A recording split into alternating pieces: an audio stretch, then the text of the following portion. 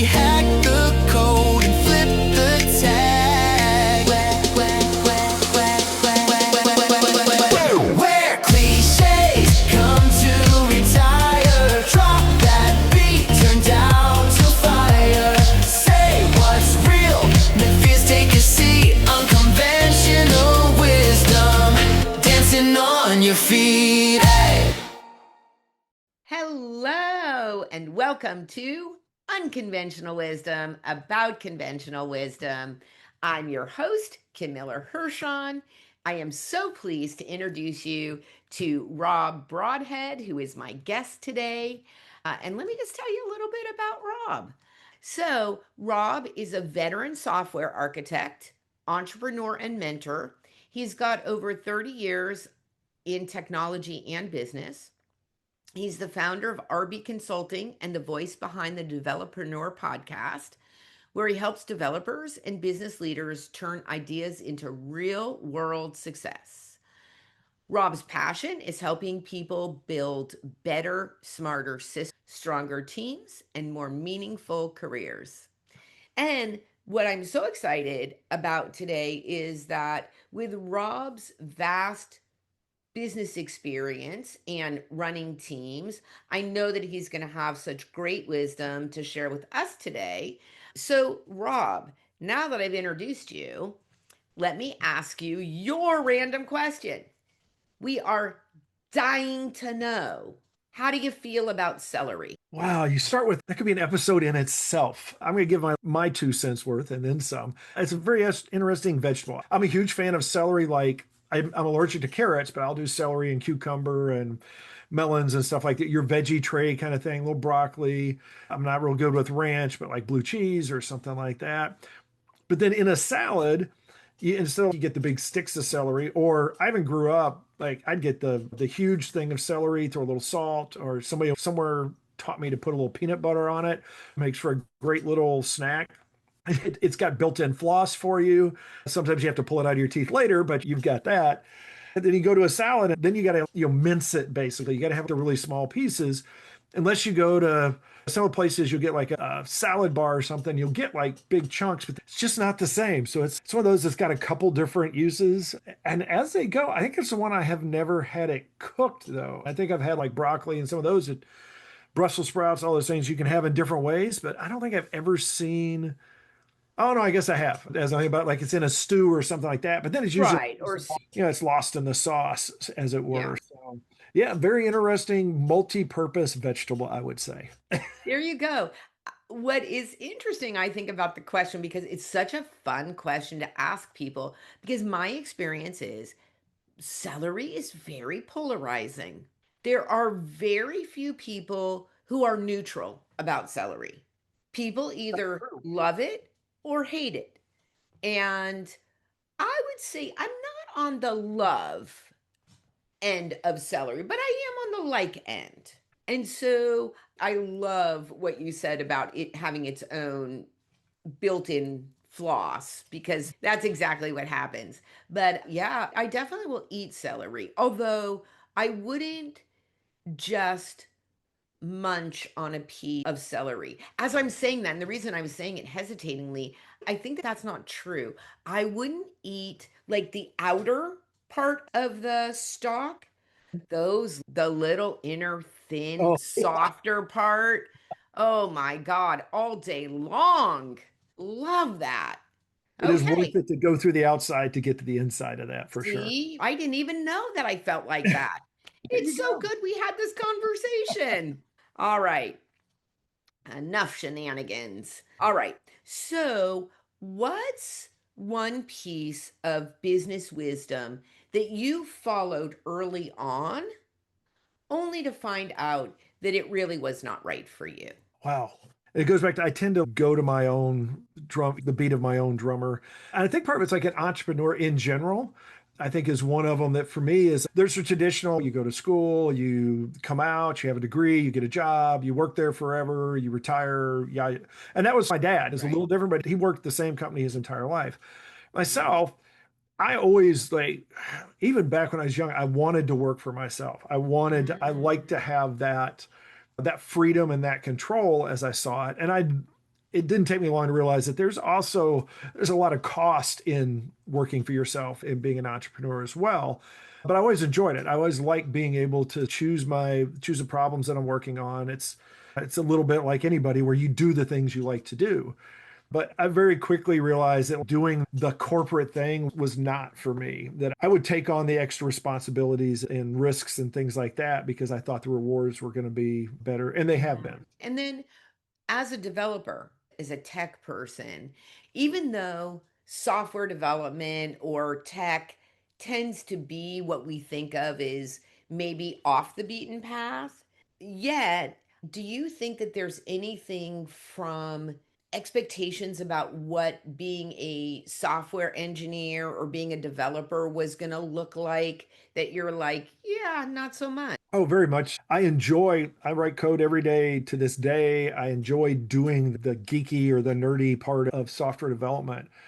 But the conventional wisdom of the long-haired, antisocial person sitting in a closet somewhere eating pizza and just pale skin and all that just wasn't me. I don't mind doing that for a little bit. I have my moments where I want to go work, but I always wanted more of the not the writing the code, but the solving the problem, which very quickly became like understanding business. And again, I guess that's where it went. Is now I ended up with a technical MBA. I did a technical undergraduate degree and then got an MBA, which I guess is part of, again, going a little different. Instead of picking a path and sticking with it, I picked it and then I added something that to me added more flavor and expanded upon it. So it's allowed me to still flex my technical muscle, my coding muscles, as it were, but also get out, and that's what I really enjoy is just learning all of the Mhm. different ways that people solve problems for each other. And I think that when we think about technical people like engineers, people who write code, it's very much the closet metaphor. I think I don't think about it as like a character necessarily, but I do think about it as somebody who cares about technical specs and can't necessarily bridge the gap between what problem are we solving here to how is it that we actually write code to solve it.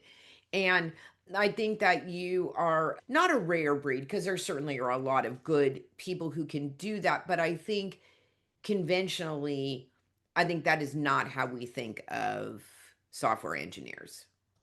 Yeah, and I think it's changed over the years a little bit, but definitely there's still that. I think your analysis is pretty spot on for that. Yeah. Okay. All right. You've been doing this for a long time. You've had a lot of success. And what's one thing on the outside that looks like you've got figured out that on the inside you still wrestle with? I think the hardest thing, I talk about this a lot in growing a business in general. And for me, the problem has been essentially delegation, especially coming from an entrepreneur, a solopreneur and it's not so much giving somebody else something to do. I've led and managed and had that. But when it's your own, and when you're bringing someone, particularly not from a consulting, like a temporary point of view, where you have like essentially an effective statement of work. So it's like, oh, I know what this chunk is. I'm going to give it to this person. When you're bringing on an employee, and now you have this role, and it's a role that you had before, and you're trying to figure out how to extract that from you, it's still something I struggle with. And even though I've added employees and started to push stuff out, and even things that have been out off of my hands for a while, sometimes there's that like tendency that you're like, wait, I'm going to get this needs to be done a little better or a little differently. And you get that urge to want to pull it back in and go ahead and tackle it, as opposed to, what's honestly the smartest thing is to just let it go, because you have to let your team do their own thing. You got to let them learn as well. So it's definitely something that is still a struggle out there. Every time we get something new, trying to figure out what do I want to do? What do they want to do? Particularly because I'm always trying to find ways to do less, essentially, as I'm trying to get more pushed off to the team and find ways to delegate so that then I'm free to go work on the business instead of in the business. And that is, I think, the perennial, I think, dilemma is trying to figure out what is your highest value and what you need to do. And then not just what to delegate, but how to delegate well. Although, when you were talking, one of the phrases that popped into my mind was the done is better than perfect. And I understand when we're talking about code, sometimes it has to be perfect, Mhm. right? To some extent for things to work on the one hand, but on the other hand, there's also what is good enough for now and what can you iterate on, right? As opposed to waiting until everything is exactly how you need it to be. And then there's no actually better way to get the feedback from the market than to release something. You Yes. will get the feedback. Yes. And that's actually a very hard, I guess there's an art to it essentially, or something along those lines, because there really is that whole figuring out what is the point where you can release it and come back and iterate on it. And it almost always is going to cost more to come back and do that extra iteration, to come back to it.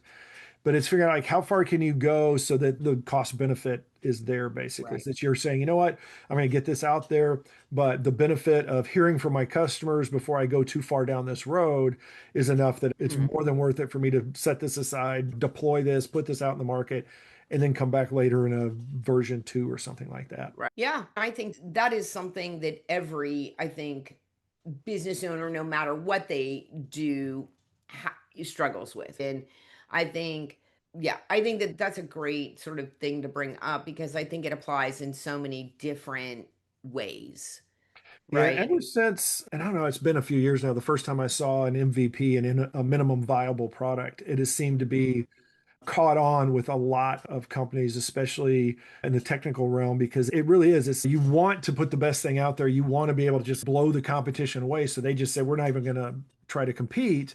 But there's this whole thing called revenue that you need at some point, and how far we need to get to a point where we're going to be safe enough to release it, but also we need to be able to, so it's got to be in a position where it can start generating money. And it's bootstrapping, and it is probably the safest, best way to go forward. If you can build a product, get customers, get them paying, and then use that to feed it back into the product in your future releases.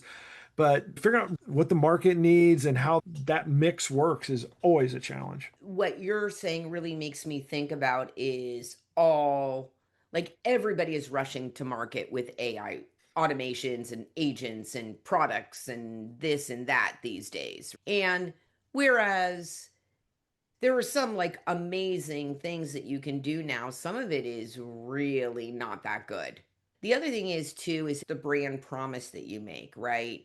You got to be really careful about how you position what you're doing because if what you're doing really doesn't solve the problem that you're talking about or not to the extent that it does, that's a broken promise to a consumer is that's a hard thing to fix. And that's again, that was the classic of nobody buys version 1.0 of a product because it's just it got it out the door.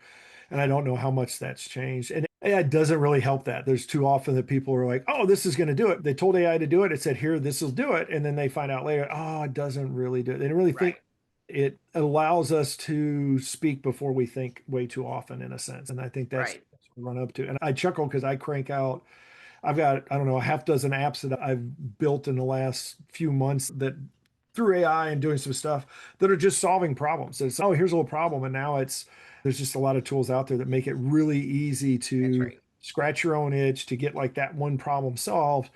But then expanding that from you using it to somebody else using it to making sense to everybody there's a lot of distance between those 2 points. There you go. A lot of distance between those 2 points. And I think everything AI right now, it's so sexy. And it's as if it can solve everything. And let me just go on the record as saying that I am not a fan of AI agents answering the phones. Okay. And having a conversation, I'm like, get me to a real person. They're like, oh, I can't understand that command. I'm just like, oh my God. Yeah. I end Yeah. up actually, I'll hear it and I'll say, okay, Kim, just stay calm. That's right. And then you Deep know breath. what? I inevitably end up yelling at it. We were in a car ride. I don't remember what we were doing. I think it was with an insurance company or something like that. And it was like me and my son and my wife were sitting there, and she was talking to an AI agent through speakerphone, and we all knew because after every phrase, I think it was starting every phrase, it would say her name, and it would do that over and over again. And she was able to navigate it and only got caught in a loop once or twice, but she got done, and I was like, wow, bravo. I didn't have the patience just listening to it, much Yeah. less having to drive that conversation. I would have done this. Yeah. Give me a real person, talk to a real person, Yeah.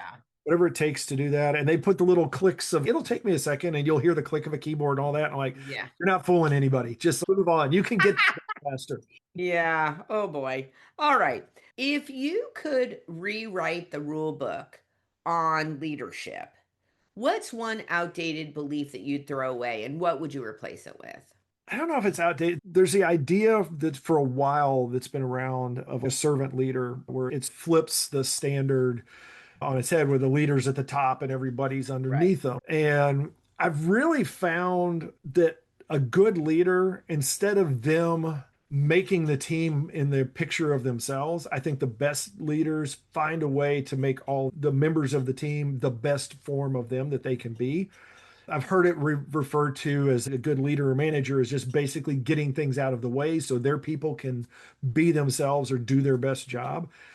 And I think I've seen it. I don't know that I've seen it enough where that's emphasized. And it's as a leader, it's really about understanding your team and how to make them work together and making them gel and that chemistry versus you forcing them into something that conforms to you. And I guess that's a problem to me with every hot management leadership style thing that's out there. It's always basically, okay, if we make everybody do this, then that's how it's going to work. But people are unique, people are different. And so maybe that works 80 or 90% of the time. To me, the goal is for good leaders to make the team the best of that team that they can be. And if you go with an 80% rule or something, then you're really not, you're mailing it in a little bit. You're just saying, I'm going to follow the structure and this is going to work, as opposed to saying, I'm going to invest the time to get to know my team and figure out what works for them and find out the best way for them to get that specific puzzle to fit together. A couple of things occur to me. You brought up delegation before, and I think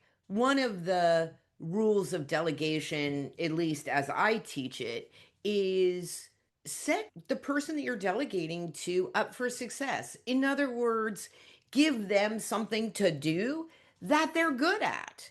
Or if there's a knowledge gap and they have the potential to learn something, but they're just not there yet, then make sure that you give them enough time and resources and milestones and check ins so that they can get the knowledge that they need and that there's time for them to make a mistake. And I think that is one of I think it's the biggest, a lot of mistakes that people make when delegating.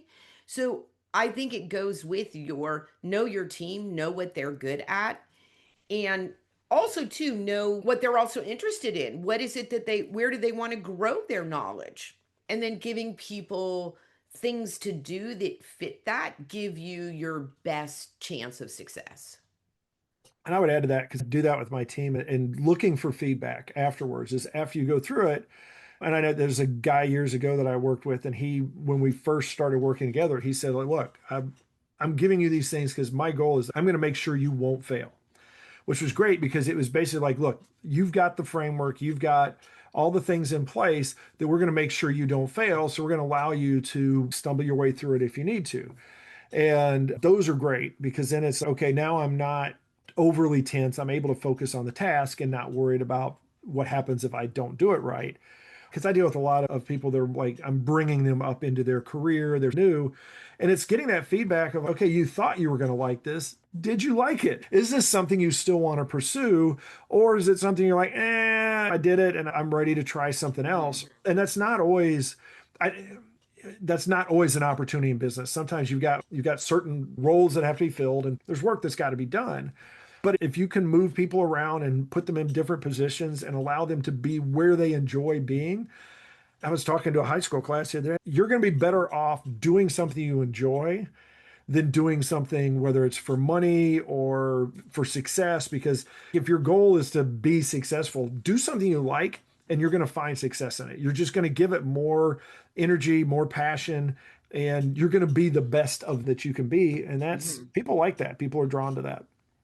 I would agree. And I think I'm going to answer my own question. How about that? I think that this is something, if you want to ask me what one of the outdated leadership beliefs is, that feedback only goes one way. Okay? Traditional, hierarchical, I, as the leader, can give you feedback, but you can actually not give me feedback because that's talking back, that's insubordination, and that can get you fired. Here's what's interesting. So, when we talk about the way that I said, okay, so one tenet of delegating, here's another tenet of delegating. When you get to that evaluation phase, it's as the leader asking for feedback, right? So Mhm. that you understand how to give direction better, that what was clear to you, was that clear to the other person? How do they hear what you say and how do they execute on that? And so I think that having a team and a framework where, and it's a delicate balance because it's a, I think, misalignment to say, oh, we're all just team members here, right? Because it's not true, Mhm. right? You may be working side by side, but if you're the one who has higher firepower over people, it's not genuine to Mhm. say we're all equal. On the one hand, on the other hand, I think being confident enough in your own leadership to be able to ask for feedback. And as I always like to say, you don't have to put your big girl pants on, but I put my big girl pants on, right? And I'm like, give it to me. I want to hear the feedback. And then I will ask specific questions because I think just saying, oh, give me feedback. What are they going to say? Rob, you're the best boss I've ever had. Is it bonus time yet? That's very tough, but I think you brought up a really good point. Is that not only that is, but allow them to do it first. I have found very often when I say, okay, so we're in a retrospective or something like, how did that go for you? How do you think that went? Because I'll come into a review like that with an idea of here's some things I want to bring up. But it's amazing how often hearing their perspective impacts a little bit how I want to deliver that. Because sometimes there will be a lot of times, particularly when people are just starting out, there's a lot of angst and they'll be like, wow, it didn't really go the way I was supposed to. And you realize that it actually went really well. So it gives you an opportunity to address that fear and say, look, actually, you did really well. I know, yeah, you made mistake A, B, and C. Everybody makes that mistake. You understand why you made it, and we'll move forward. Sometimes, and actually, there's a lot of times where like there was this thing, but it wasn't clear, and it allows me to a little insight to be like, oh, you know what, it should have been clear, I didn't make that clear enough. Or there was a tool that they needed, and it's like, crud, I didn't give them that tool. I was making them use a hammer when they could have used a saw or something like that. There's a lot of insight, and you need to do it. You do have to be, put your big girl big boy pants on, or be humble, or however you want to look at it, but you really need to be looking at it from the view of, I'm trying to help this person. And that's really what it is, because usually in those reviews, like you said, you're really not peers. It's one of those things that they're not likely to fire you as you would be likely to fire them or something like that. And so you need to be ready to like take that, think about it, and find a way to make them better, because they're really the ones that have the most that they're risking, for lack of a better term. And so that also means that it's really the most opportunity for them to grow. And if you don't hear that feedback, you're never going to grow anyway. If you're always told that everything you do is great, then you're not going to learn. Which I also would say, which is maybe a little bit different, but just because I personally am just such a big fan of this, is really being reflective. It's interesting. You mentioned at the beginning of the podcast around the opportunity to work on your business. And I would say that it's important to ask for feedback. It's also important to take some time where you can just reflect on, how was my performance? Where can I grow? Versus always making it about everyone else, right? It's a both, right? It's both things, but I think it is important as a leader to sit back and say, okay, how did I do that? How can I do that better? Where's my responsibility in all this? Yeah, Very much. yeah. All right, what's one unconventional habit or mindset shift that's helped you grow your business? Actually, yeah, I was talking to somebody about this the other day. I think a lot of people for the last couple of decades now, there's this whole work-life balance idea of you go to work for 40 hours a week and then you go do all this stuff. And there's always been some level of that where you have your 9 to 5 and you do your things, and on the weekends you go do stuff. That to me is something that I've always bucked. I've always been, from the start, I wanted to work for myself. So I had my job that was my security, that was like my day job, but then I was always working towards launching something of my own. So there was always the spending, staying up a little late, staying at work a little late, or up a little late, or working on a weekend, learning stuff, testing stuff up out. That was how I ended up getting my master's, like working on a degree, working on certifications, working on just learning and getting better. And then for me, slowly building out a business. I know a lot of people have done it because they were fired, laid off, quit, fed up, whatever. And they just said, okay, I'm going in, like both feet in, and I'm jumping in and going. I didn't. I was very much what is this going to look like? What do I need to get to this point? Slowly chipping away at the things that I don't have yet, that I wasn't there yet. Whether it was simple things like I needed back in the day before cell phones, I needed like a speakerphone or a fax machine or my own like workspace, to bigger things like I need a customer and clients, and I need marketing and branding materials and all that kind of stuff. That's the thing that it's like I don't think there is like now a hustle culture and things like that. And even the gig economy that they talk about is a little bit of that. But even there, it's a little more than just working. It's a little more than working harder. It's working smarter. It's working with that goal of I'm not just doing this to put food on the table or to make ends meet or to get a little extra fun money or something like that. It's because there's this other thing that I'm building towards. Yeah, I think it's so admirable. I am I got laid off. Let's just blow it all up here and figure it out. And it's certainly not the safe road, that I will tell you.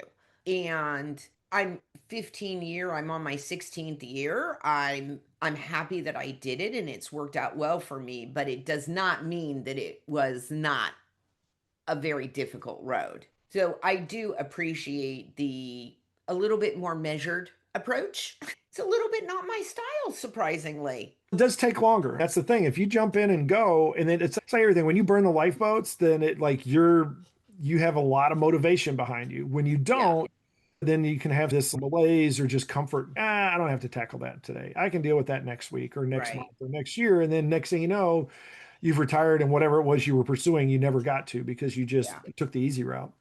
Yeah, or right the safe route. Although then again, in tech these days, I don't think anything feels particularly safe, right? But that Yeah. also is cyclical and that'll change as well.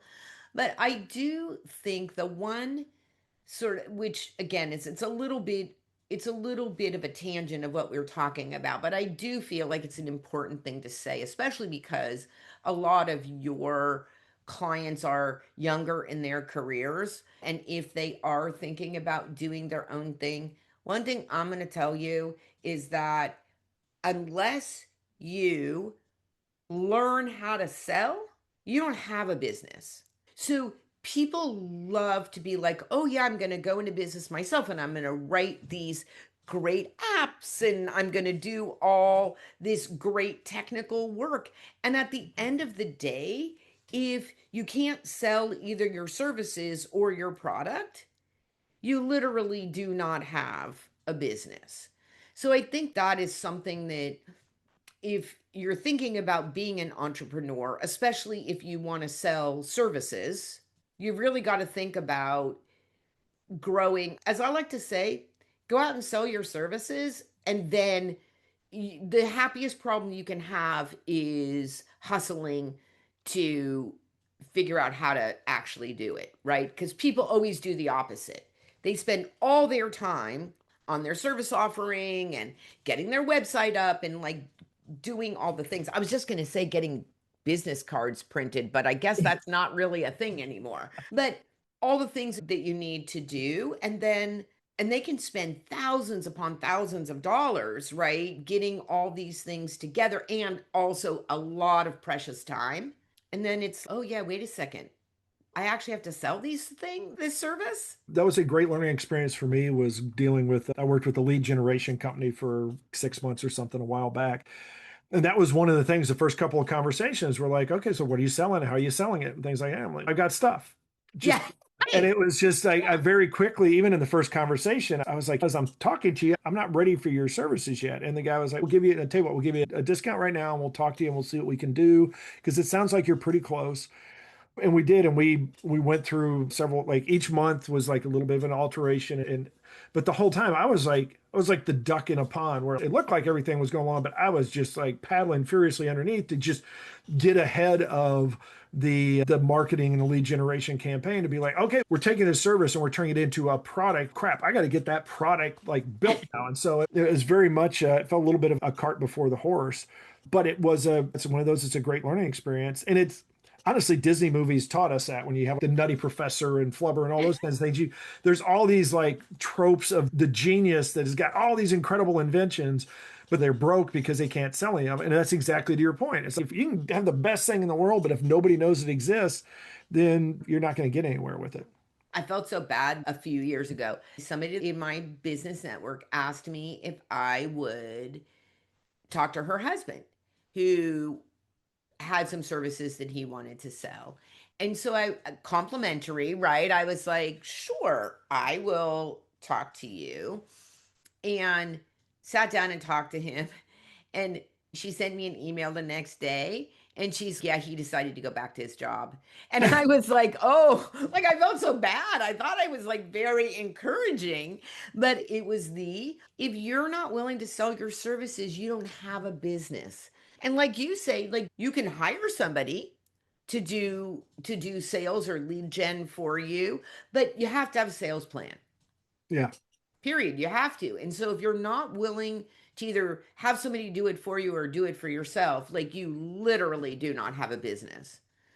And that's the allure that a lot of people have. Is, oh, I can go work for myself and I'll make a lot of money. It's only if you have customers that pay you a lot of money. Yeah. And I had it explained to me with somebody I worked for years ago, that was like the benefit of working at a company. We were building demos and building out products for this company and helping them, like a pre-sales kind of thing, Mm. sales.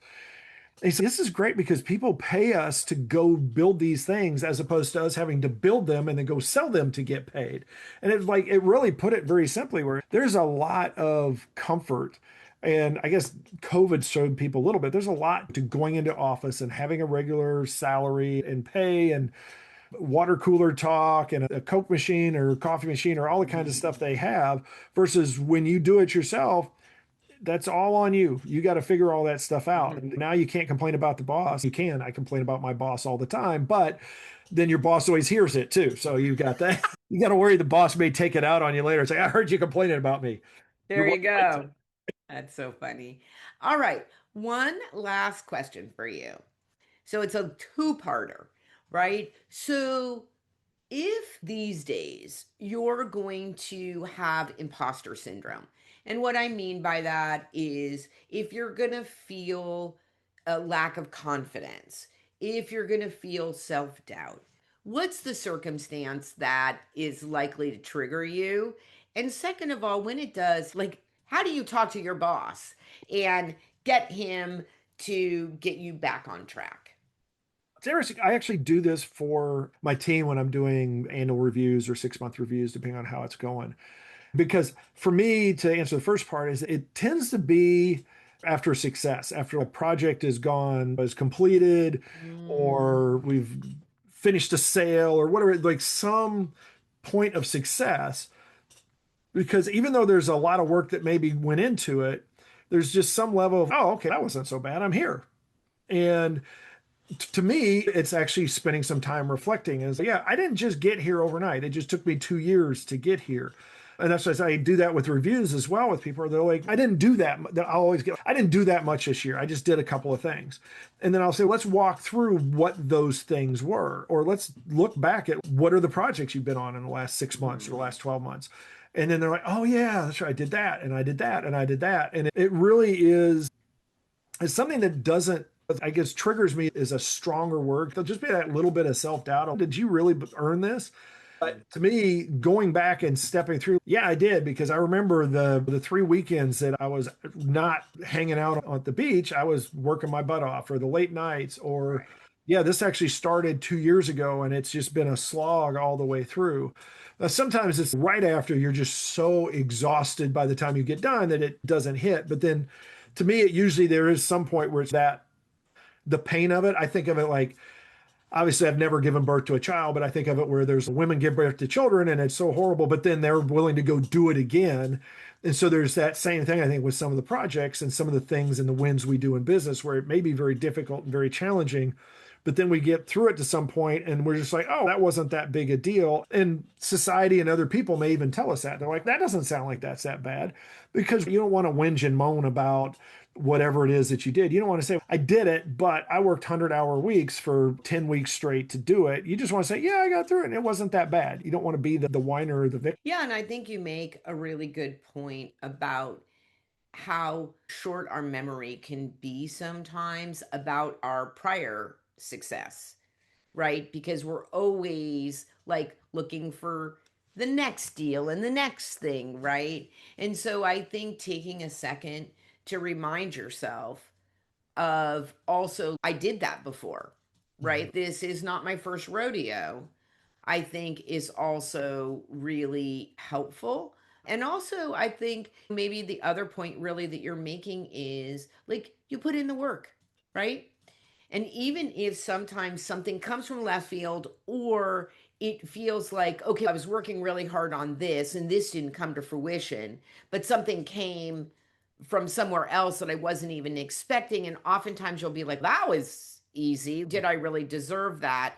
How much time have you put in to to be able to be lucky, to have something come in unexpectedly? I think that's one of the things that when you start looking at like reading biographies and autobiographies of people that are very successful, that especially when you find the ones that were a quote overnight success, you find out that they weren't. If you really like trace it back, you realize that no, they were really working on that for a long time. The ones that I think are the most obvious that I see is there'll be people that are great in sports, great athletes of some sort or another.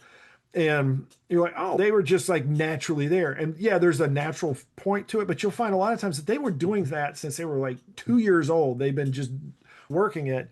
And it's the whoever did the what is it, the 10,000 hours to or 20,000. Malcolm Gladwell. Yeah, it's Gladwell to master something. You realize that sometimes people are 15, 20 years old and they've put in those tens of thousands of hours to get to that point.